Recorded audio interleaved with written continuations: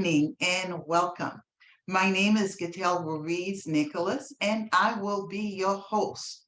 The topic we are about to discuss tonight is very, very personal to me.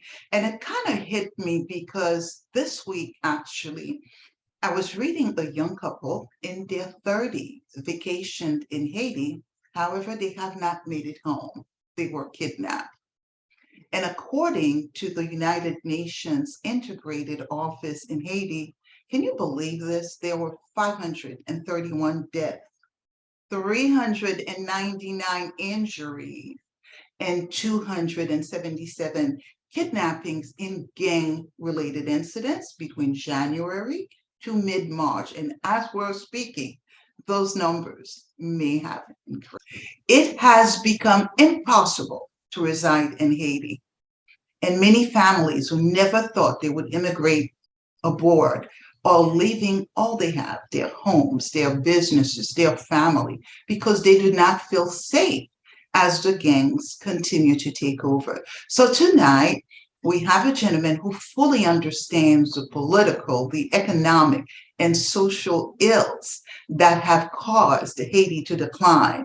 And, he really understands the politics in Haiti as well as the politics here in the United States. So it is a pleasure for me to bring you Johnny Celestin, who is a leader in the Haitian diaspora and very connected to both countries. So, Johnny, thank you so much for joining us. Good evening. Good evening, Gitel, and it is such a pleasure to be with you, to be on the GRN show this evening. And I am excited to be talking about this issue that is close to my heart. And so I think we're going to have a very useful conversation for your viewers. And so we can jump into it.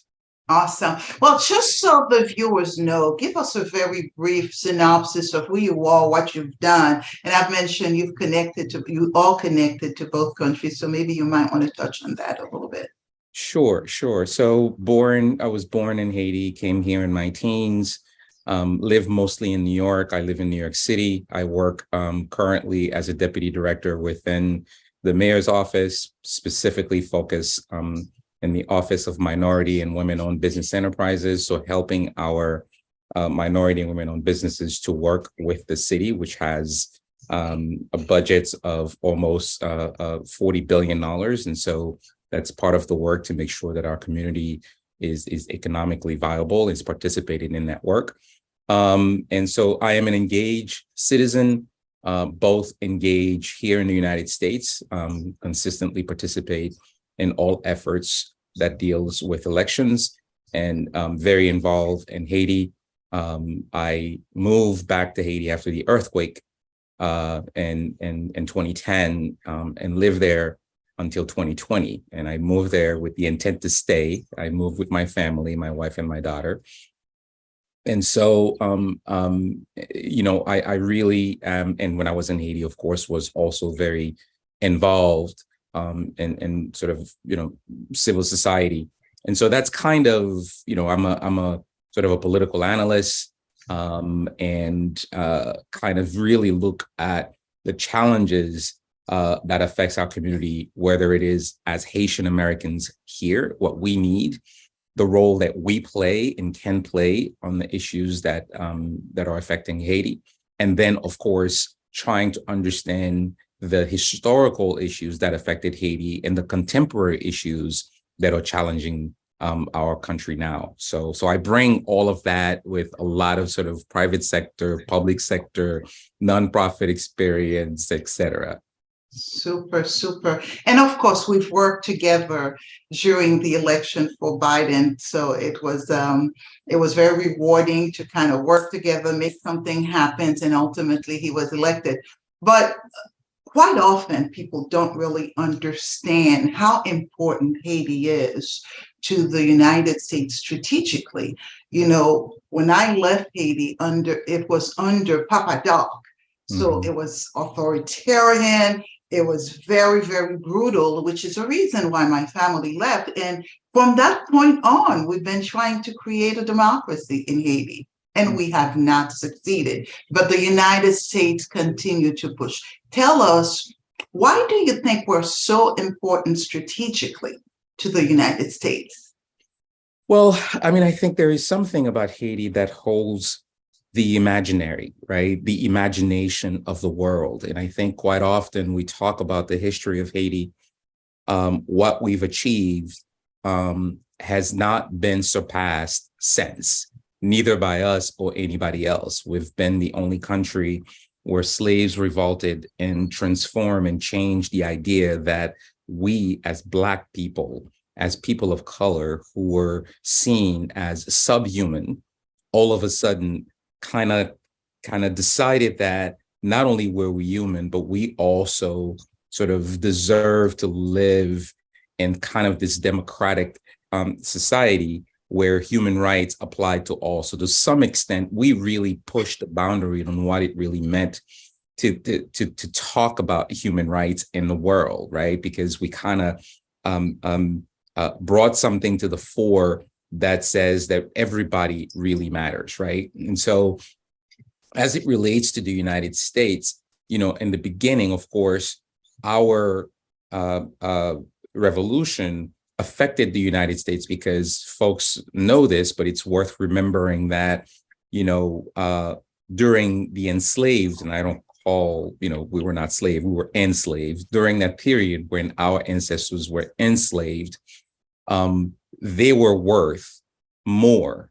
The enslaved people were worth more to the United States than every the railroads, all businesses combined, right? So people sometimes do not understand the value that was put on human beings, but our ancestors. So the idea that we decided to break the chains, the concerns for the United States were that this would be something that would happen here as well. But more importantly, I think since then, whenever people think about Haiti and whenever people talk about Haiti, we capture them, right? And we kind of play a larger than life role, which is why they always want to make sure that we're part of the decision-making process. We're part of the first wave of countries that put together the United Nations. We're part of all of these major changes and transformation in the world.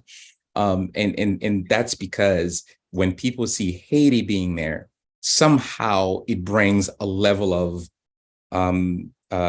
validity to the work that's being done. And so for the United States, having a Haiti, which is a country that is only 45 minutes to an hour away by plane to it, is an important partner that it wants to have as it seeks to kind of influence other parts of the world. It's for its own reasons, obviously, always. We should never forget that. But it always wants to have a Haiti as a partner so that when it takes out its own messages going in other places, it can say, I have Haiti in my corner. And it's very interesting, too, because when you have the Caribbean, Cuba, Haiti, Jamaica, and all of that, Haiti has a history with many of those countries. And I know after the Batista regime fell, a lot of Haitian went to Cuba to really help with the literacy program. So I think there is that connection as well. And, and that is why it's so important to really try to push that democracy in Haiti and ensure that we're a good partner. Yes. And we don't go the other way. Influences other places as well. I mean, if you look at Africa, our people, particularly under the Duvalier, were very influential. I was in Canada over the weekend, in Montreal in particular, to talk with the Haitian diaspora there and learning about the influence of Haitians who move and build really Canada's economy.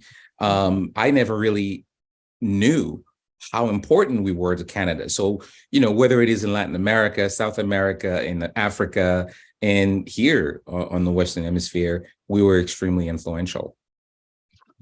Yes. So, you've given a very good history of how we've contributed to the world because, of our mindset and what we've been able to accomplish, that other nations, particularly Black nations, were not able to accomplish at that time. And so I'm trying to understand what are the major factors that really led to Haiti's current political and economic state. It's a heavy one, right? I mean, I think I'll take it in two parts, right? I think there's a part where we can talk about also the influence of other countries on the trajectory of Haiti's growth as a nation. Mhm.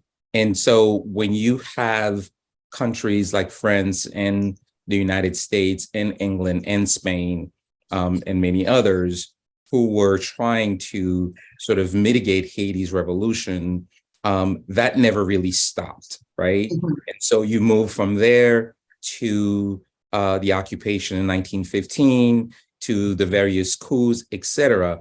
There was always sort of an external a set of actors who were influencing what was happening in Haiti. And part of it is whether it is the colonial time or is the post-colonial time, that kind of approach in terms of foreign policy, those countries always want to kind of have a stranglehold on, smaller nation, not just Haiti, but it's really sort of a global phenomenon, right? Mhm. We're not sort of different than any other country in terms of what the key countries, the major countries wants to do. But the other part, and this is extremely important for me because I it took me a very long time to get to this place, and I'm very biased when it comes to the idea that our ancestors uh, really did something transformative for the world and gave us this humanity, give us agency. And so I'm very attached to that, right? Meaning that in as much as other people have tried or have been able to influence the trajectory of our country, I will not allow, or I will not admit or say that it is because of them, not that they don't have their parts in it, but it is, for me, I need to sort of account for my own doing, right? And so for me, when I look out at our history and our doing, we are a country that unfortunately since, sort of January of 1804, 1805, we tried to bring back the same old system. We got together to fight against the colonizers, the French, but immediately thereafter, we were divided. And we Mhm. try to reinstitute the same systems that were in place before our freedom. And so we are a country that's been consistently divided and have never really achieved what I believe was the vision of Dessalines, right? Which was that every child of Haiti should benefit from it, right? Mhm. And Mhm. but that division that happened since 1805 has consistently been our Achilles heel. And so this is what we experience today in more contemporary time. And we'll talk about that a little bit later.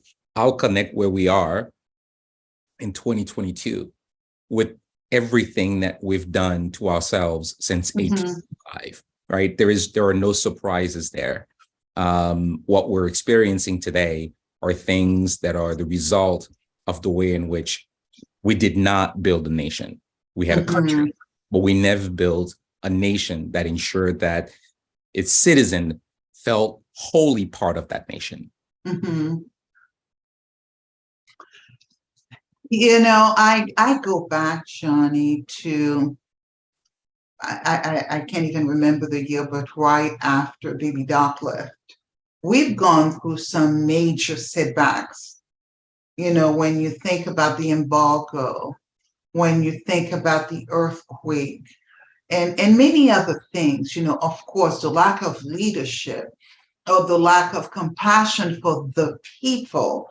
I think many of these things contributed to where we are. And at times, I really am not sure if we're going to see another 1915, where quite often you have a group of people saying, okay, we cannot take care of our problems. So sometimes it really concerns me that we have not been able to recover from these things. And I was very hopeful, hearing former President Jovenel Moïse talk about what he wanted for Haiti. And certainly he was an outsider, and whoever put him there thought maybe he would keep things the same, the status quo. But unfortunately, some of the people who did not want to release power, from what I understand, they didn't feel he was the right leader for that particular time. Any thought on that? Yeah, I mean, I never want to talk ill of the dead, right? Because I think that's part of our culture, but it's like we need to look at sort of what happened during President Jovenel's tenure. First thing, I think President Jovenel got into something that he wasn't prepared for. And I think that's the primary mistake. I think it comes with the kind of hubris that we tend to have as a people sometimes. It could be a good thing when you kind of believe in yourself and you forge forward. That's an important asset, but you also need to recognize when you have limitation. And I think the former president, got into something that he was wholly unprepared for. And I think at some point he realizes that he decided maybe that he could overcome or be smarter than the folks that had put him in power. And I think that he paid a dear price for that. I do also think that politics being politics everywhere, part of the challenge that he never overcame, I think he never sold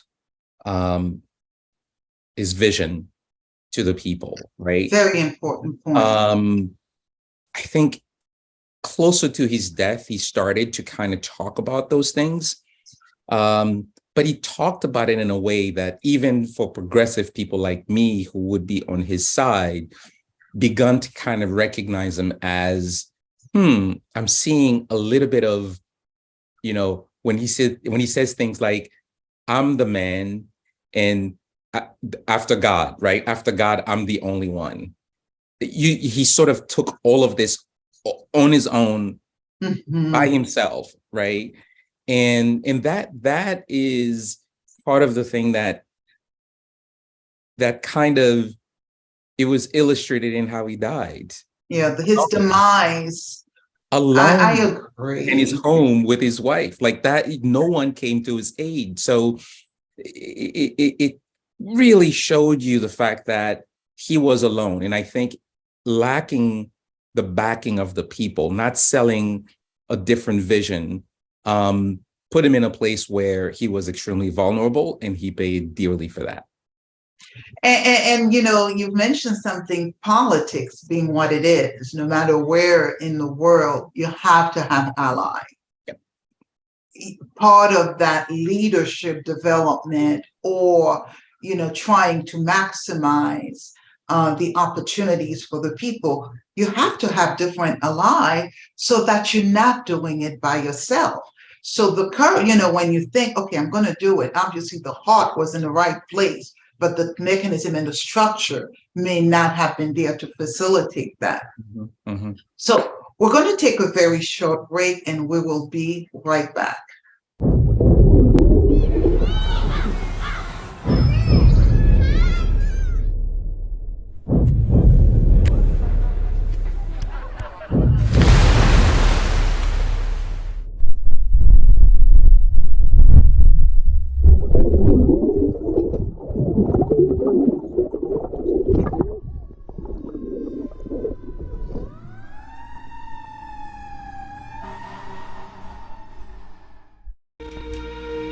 Community Access Center ta yon fò sonje ke menanme ak partner li yo, li kapab fil taksou depi enkom ou moins pase $66,000 ou kapab kalifiye pou fil taksou gratis si chéri sans payon goud. Soti jounen jodi an pou rive 15 avril 2023, il y a plusieurs locations pour fil taksou gratis si chéri grâce à Borrell Tax Pro Coalition. Dans Pat Lawkins Community Center qui dans Pompano Beach, Florida, tous les mercredis et tous les vendredis, et puis tout dans Miramar Branch Library.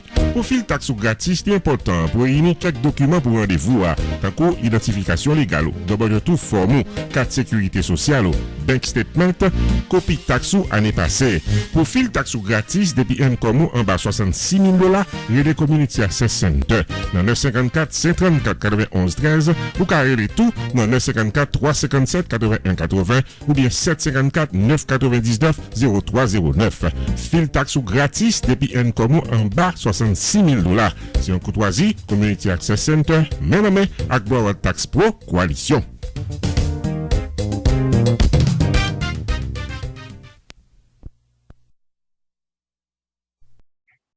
We are back and we have with us Johnny Celestin, a leader in the Haitian Diaspora. And our dialogue this evening is really, will Haiti ever be stable? So my question to you, Johnny, is why do you think the Haitian government has so ineffectively tackled the security crisis that we're faced with, as well as the economic insecurity? And I'm talking, we've talked about the death of Jovenel Moïse. And so why do you, I think things may have gotten worse during the last few years, and no one has been able to address that. Why do you think that that's the case? Yeah, I mean, so the challenges really started under President Moïse, and again, because he kind of, he got into these struggle with powers that were stronger than him, and again, as you said earlier, and he had no allies, and ended up paying dearly for this. I think, in the last moments of his administration, he was trying to make a deal, and I think he kind of recognized the necessity to make a deal. Hence, why he actually nominated the current Prime Minister de facto Ariel Henry, who was, in fact, someone that was recommended, admittedly recommended by President, well, let me not say admittedly, because it was former Prime Minister under Martelly. Oh my gosh, that just escaped my he's in Florida. Are you talking about Laurent Lamotte? Laurent Lamotte. It was former Prime Minister Laurent Lamotte who, in an interview, said that President Martelly is the one that recommended the current Prime Minister Ariel Henry to President Jovenel. So, in other words, a connection with the PHTK party. And so I think that post the murder of President Jovenel, the challenges that it relate to the economic situation was already tenuous, very bad. And, people were not there were, I think, 3 to 4 million people already with not enough to eat.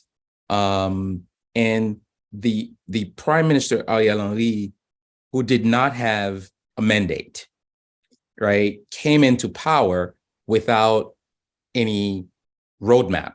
In other words, this is someone through the regular process, and sometimes people don't understand why that process is so important. The process of having to develop an agenda and present that agenda in front of Parliament so that you could be ratified is a roadmap of how you're going to lead the country, because the Prime Minister really is the one that leads the country in terms of, functionally, operationally manage the country. So he had no roadmap. And so that is showing, because the only thing that he has is now he's holding on to power. That's it, right? There was no vision. There was no roadmap. And now we are in a place where the gangs that were created, and those were created admittedly by the elite in Haiti, the powers to be, who said that, there's some of them are doing mea culpas, who say that we did pay these groups of young men to protect our business, although what they did not say is that they also used those young men to destroy their competitors, right? And you had the politicians who also paid these young men, armed these young men so that they can win elections. Nothing new. This is nothing new to Haiti. We have it in Jamaica. We have it in Africa. We have it in other places. Not that it's fine, but that it's nothing, that Haiti is not an anomaly in that sense. And so now you are in a place where there is a vacuum of power. There's a vacuum of leadership. There is, from under President Jovenel, they waited out the parliament, and essentially he celebrated when parliament was out of power because he became the sole person, and the sole person in charge. So you have no parliament to be a counterweight. The judicial was under his command. And when he passed, you now have this prime minister that has no vision, no roadmap, and no countervailing forces, no parliament, nothing. Right. And so now we have a country that's really sort of, kind of running on its own. It's like have a child in the house with no adult supervision, just going crazy. But he also faces a challenge, right? And to be fair to Prime Minister Ariel Henry, he came into power, and now he has all of those countervailing forces that are still around who actually were involved in murdering a president. So you got to be check yourself, right? That's if right. They can get to a president, they can get to me. So he's got it. And I'm not really elected. I'm not elected. I don't have a mandate, right? And so you have the gangs that are out there who are now getting more and more space. And because they have a chokehold on Port-au-Prince, where 40% of the population is, where 70 to 80% of the economic activity really happens, that has a downfall impact on the rest of the country. And as much as people like to say Port-au-Prince is not Haiti, and I've written about this, the Port-au-Prince is Haiti, so is Cap-Haïtien, so is Kai. We need to get in our head that every single square kilometer of this country is part of Haiti. Absolutely. And the moment we kind of give away part of the country, right, we then give away a part of ourselves. Johnny, I want to talk about a meeting that took place, I believe, in 2022, when a group of individuals, leaders from all over got together and discussed the Montana Accord. I was not at that particular meeting, but I was very encouraged by the effort. Can you tell us what that accord is, and maybe some of the key points that came out of that meeting in Washington, D.C. with the diaspora, and where we are with that right now? Yeah, I wasn't at the meeting in DC, but I've been a supporter of the Montana Accord, and have been following the work that they do. And so, as you said, it is a group of civil society, people within civil society who got together and decided that they needed, and this is something that started actually during President Jovenel's presidency. They felt that the country was not going in the right direction, so they decided to kind of bring civil society to the table and bring, the unions, bring the political organization, bring nonprofits and civil society organizations together. And so they met at, this hotel called the Montana Hotel, and hence, they signed an agreement. And the agreement really came after the president was assassinated. And the agreement essentially was really to say, we need to break from the current system. We need a complete break from the current system. And we need to have civil society play a much stronger role in this change that's going to happen sort of in this gap in governance, meaning that we don't have a president, we don't have a prime minister, we don't have parliament, et cetera. And so they decided to bring this together, and a number of organizations signed this agreement.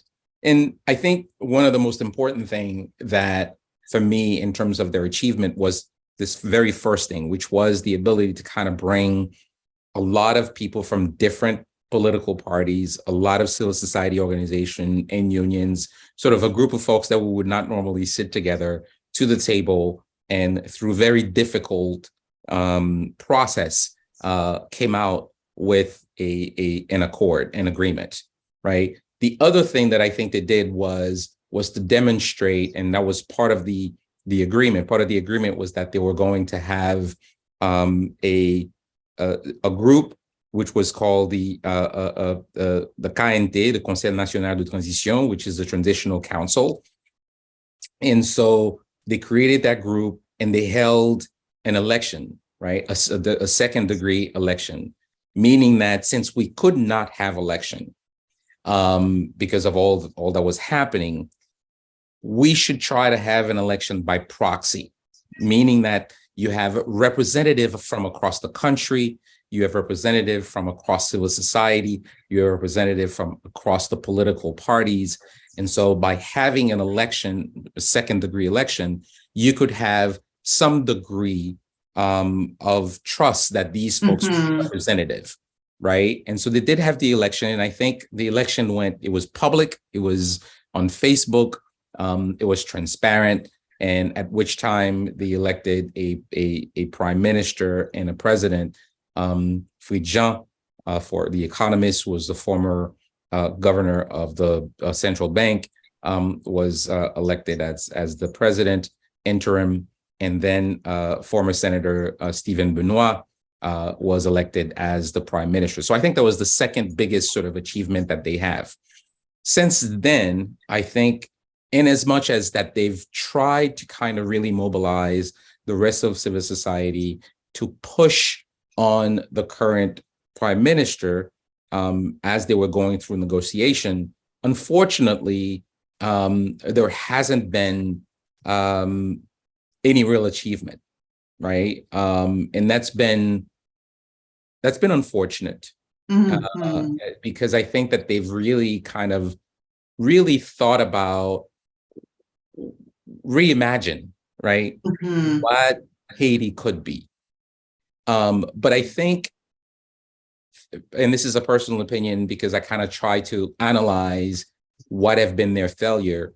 I think they were so close in terms of being the group that everyone, international or the diaspora and everybody else, kind of saw with the sort of the biggest potential. I think they saw themselves already there. Politics, and as you know, it's the same thing in politics here. It's not done until it's done. You're not in power until you actually in power. And as a result of that of them feeling that they were really there, they began to lose that connection, right? They begin to sort of not engage with sort of the population in the way that they should, as though they were campaigning for something, right? And so as a result, they've lost a lot of comme on dit, momentum. They lost momentum, and right now it's going to take a lot of effort for them to regain that. But I think they really demonstrate what civil society could do, how civil society could get together, and what civil society could do. But unfortunately, midway, they lost wind.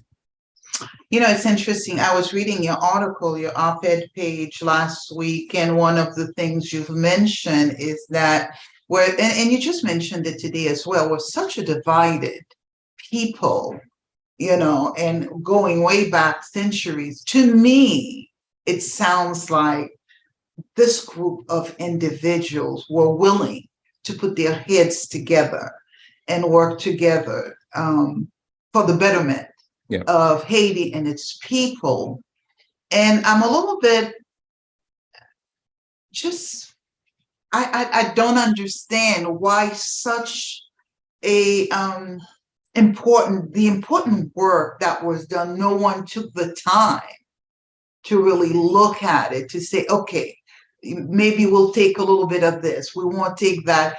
And I think that's one of the reasons why things continue to be bad. Well, here's the thing, right? What's interesting is that what they presented was so worthwhile that the prime minister, the current prime minister, Henry, and his supporters and the group that he signed the agreement with, they actually copied some of what was in the Montana Accord, Okay. right? And so what they did, they created the Haut Conseil de Transition, HCT, which the president of it is former First Lady Madame Manigat, right? That's right. So they actually took, right, what was in the Montana Accord.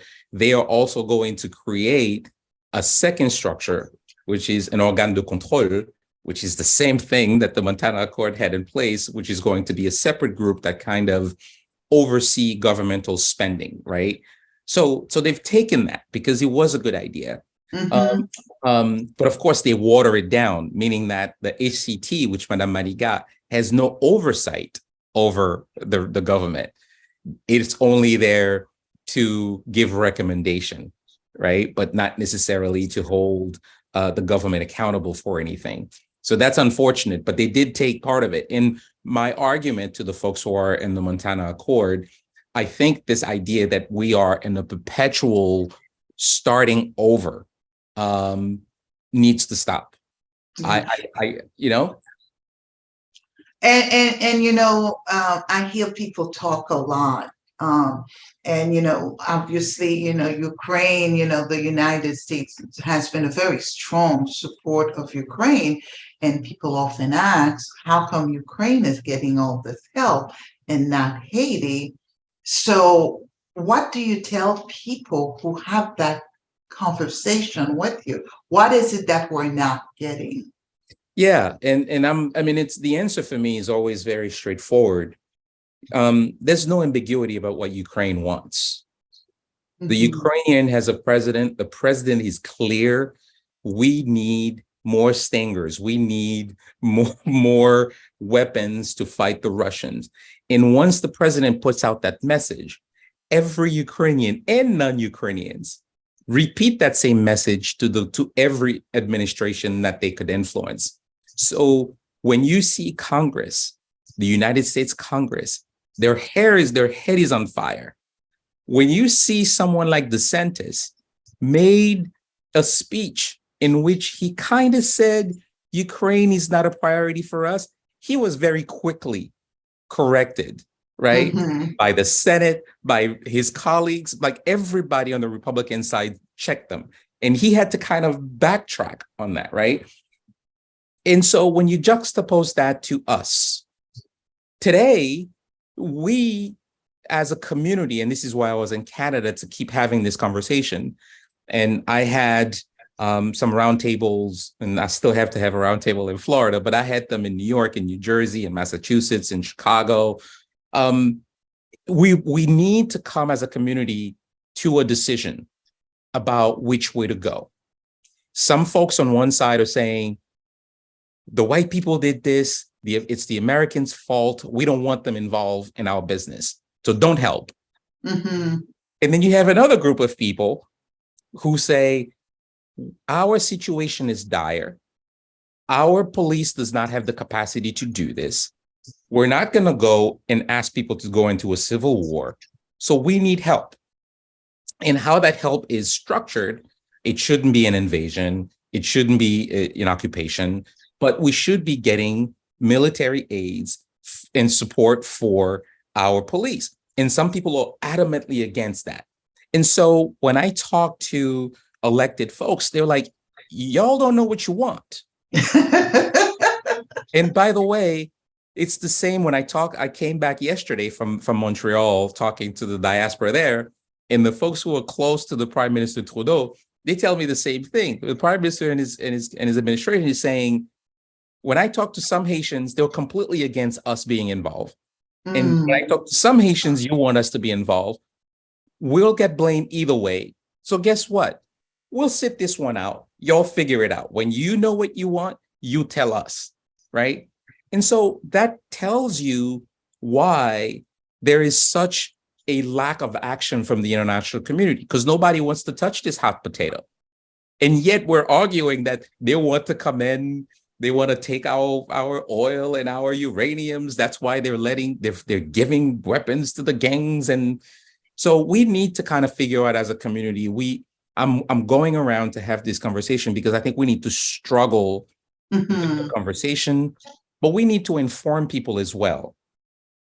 Right. And I'll just make one last point, which is there's always this argument about the United States is sending weapons to Haiti. And I always want to kind of say to folks, language is important. And I said this in Canada at the meeting that we were having. And I said, on the day that we were having that conversation in Canada yesterday, I said, just yesterday, 6 people died in Tennessee, right? 3 young child, 6 years old, 3 teachers, 61 years old, right? Someone walked in heavily armed and killed 6 people in a school. Christian school for that matter. Right? And I said, guess what? We are 85 days into the year. This has been the 130th mass shooting in the United States. So the problem of guns, it's not a problem that they are sending guns to Haiti. The United States has a gun problem because it has a gun culture. So we as Haitians need to be allies with the folks who are for gun control. It's not to say America's sending guns to Haiti because they hate us because of 1804, because they want to get our uranium. It's to understand we have a shared problem with gun traffickers, who, by the way, many of them are Haitian and Haitian Americans. Or sending guns in all kinds of ways, through the Dominican Republic or through the ports and all kinds of stuff. So we need to own up to our stuff, and we need to sort of recognize that we need allies to fight this issue that is an issue not just for us, not just for the Caribbean, but also for the United States of America. That's correct. That's correct. Well, Johnny, it's always a pleasure having this sort of dialogue with you. I've learned a lot. And keep doing what you are doing. And when you do come to Florida, please let me know when you plan to have that roundtable. I know currently there is a movement, there is a survey going around, and it's going to all of the different states where we're surveying the diaspora to really see what they want. But one thing I know is that every election here in the United States has consequences. Yes. You've mentioned DeSantis. We just passed a law where people can carry guns without a permit. They don't need background check. So guess what? It's not going to affect just the United States. It's going to have a ripple effect in neighboring countries. So thank you so much. Thank you for joining us. And this is very, very interesting. And let's continue to work as the diaspora so that we could see change. Thank you. Here. And I'll just make one last comment because I'd be remiss without doing that. We are supporting a bill in Congress now. It's in the Senate. It's S-396. And this bill is focused on Haiti specifically. And it is focused on making sure that the American government forces the State Department to name the people who are supporting the gangs in Haiti, right? Whether it is the economic elite or the political elite, we need to know who they are. And so I beg all of your viewers to support this bill. It is right now in the Senate. It's going to be introduced in the House by Congressman Meeks. And we really hope that this bill passes because it's a first step in identifying who are the people who are behind all of these things that are happening in Haiti. But to that end, I'll say thank you so much for giving me the opportunity, and I look forward to speaking with you again. Super. Thank you, and keep up the good work. And I look forward to you coming to Florida and continuing this dialogue with the community. Thanks again, John. Thank you. All right. Have a good evening. Have a good evening. To our viewers, we'll be right back.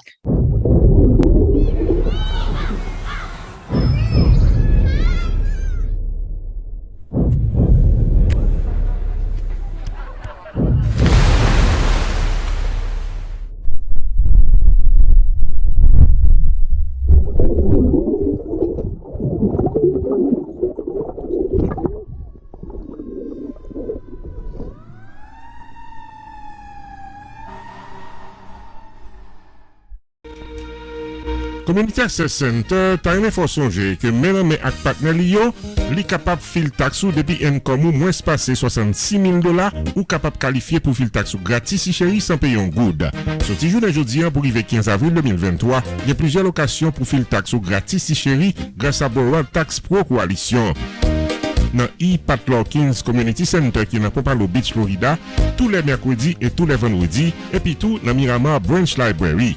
Pour fil taxe gratis, c'est important pour réunir quelques documents pour rendez-vous, tant que identification légale, d'abord tout forme, carte sécurité sociale, bank statement, copie taxe année passée. Pour fil taxe gratis, depuis income en bas $66,000, il y a des Community Access Center dans 954 534 91 13 ou carré tout dans 954 357 81 80 ou bien 754 999 0309. Fil taxe gratis depuis income en bas $66,000. C'est un courtoisie, Community Access Center, même avec Borrowed Tax Pro Coalition.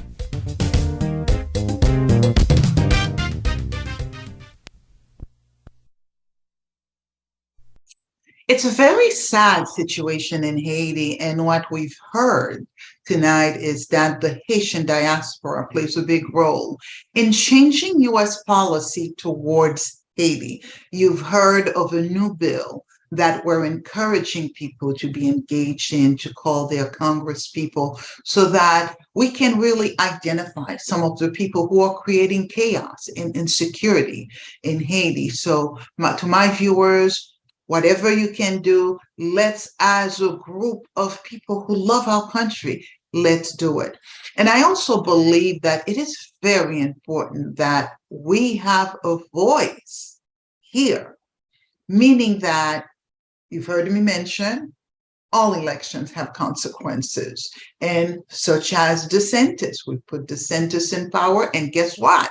We are paying the consequences. So we must let our voices be heard. So when it's time to select, whether it's for local offices, state offices, national offices, they know we will hold them accountable, and we will vote the people we feel are in our best interest. That is very, very, very important, and that's always been a pet peeve of mine. So with that, I want to thank you so much for joining us this evening, and I wish you a good night. Good night.